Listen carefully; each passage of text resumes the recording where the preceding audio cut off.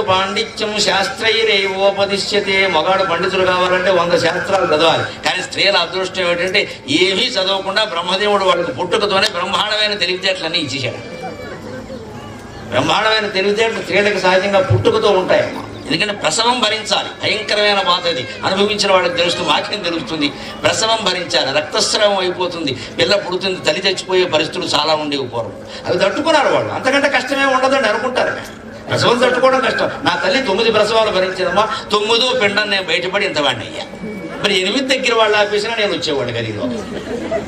9 ప్రసవాలు పడింది, 9 మామూలుగానే పడింది, సిజేరియన్లు లేవు, చచ్చినట్టు పడింది ఆవిడ.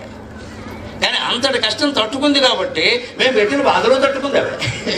అందరు పెట్టిన బాధలో తట్టుకుని ఏముంది రాజు. అలా అలవాటు మాకు వచ్చింది, జీవితం తేలికైంది. అందుకే ఆ తెలివితేటలో ఆ ఓర్పు సహనం భగవంతుడు స్త్రీకి సహజంగా ఇచ్చాడు.